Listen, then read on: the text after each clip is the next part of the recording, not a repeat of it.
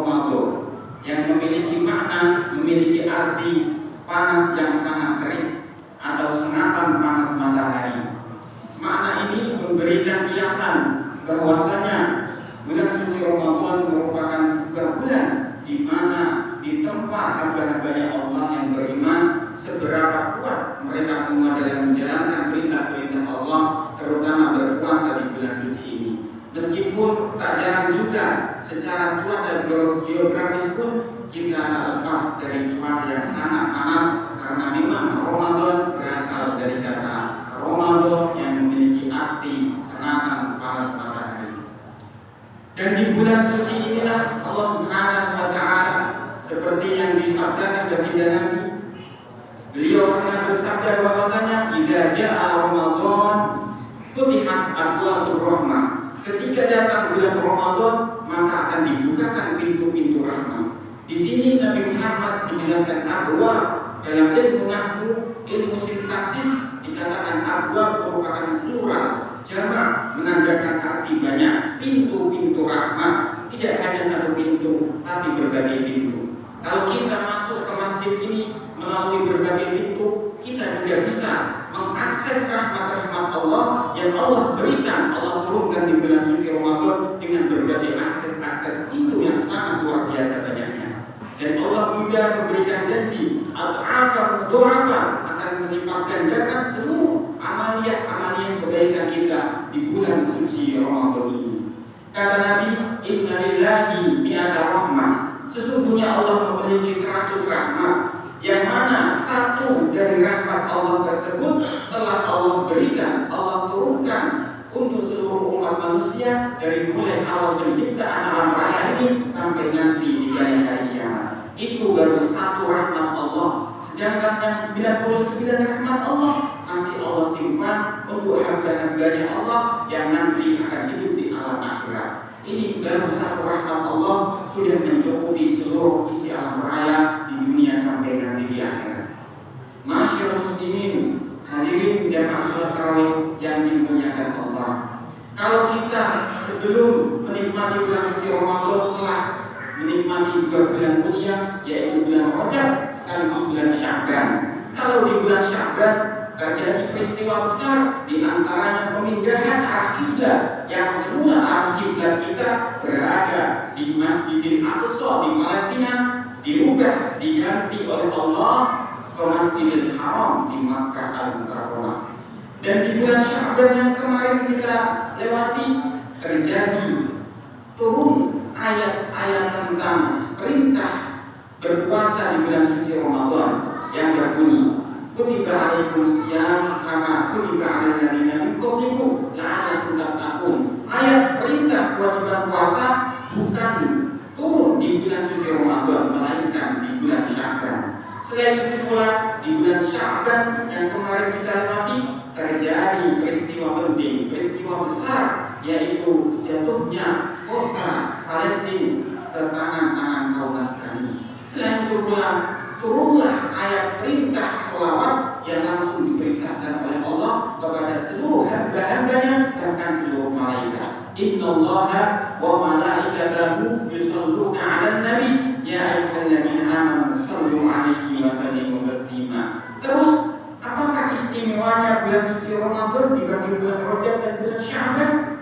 Justru di bulan suci Ramadan ini terjadi peristiwa-peristiwa besar, peristiwa-peristiwa penting yang tidak bisa kita lupakan dalam peradaban Islam. Apa peristiwa yang terjadi di bulan suci Ramadan? Dijelaskan dalam Al-Quran, Syahrul Ramadan alladzi unzila fihi Al-Quran.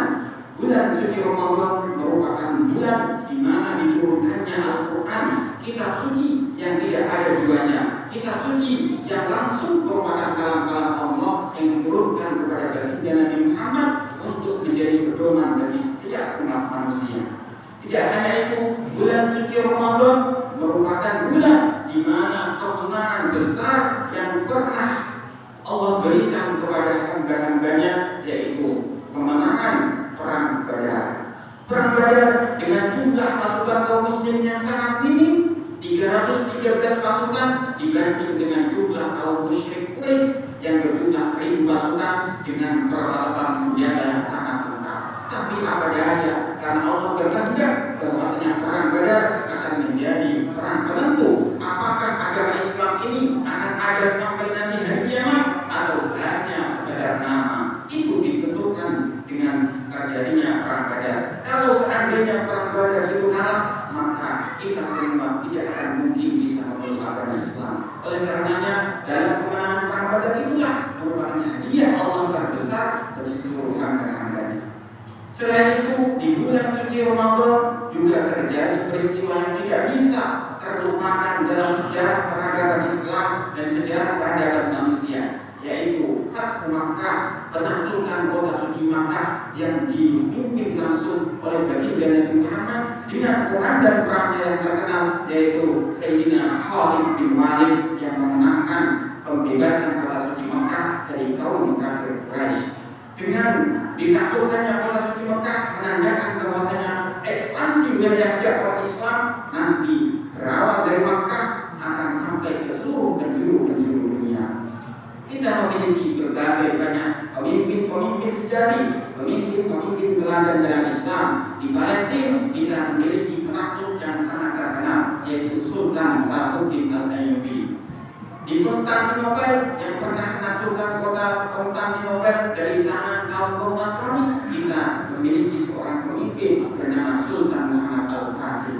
Pada hakikatnya kita tidak kekurangan. Islam ini agama yang sangat lengkap. Hanya saja kita terlalu terlena dengan kalangan-kalangan orientalis, dengan kalangan-kalangan barat yang seakan-akan mereka lah sumber kemajuan dunia. Padahal justru Islamlah yang menjadi sumber kemajuan dunia dari mulai baginda Nabi Muhammad, dilanjutkan para sahabatnya, dilanjutkan para tabi'in, dan dilanjutkan tokoh-tokoh penting yang pernah berkuasa di peradaban Andalusia.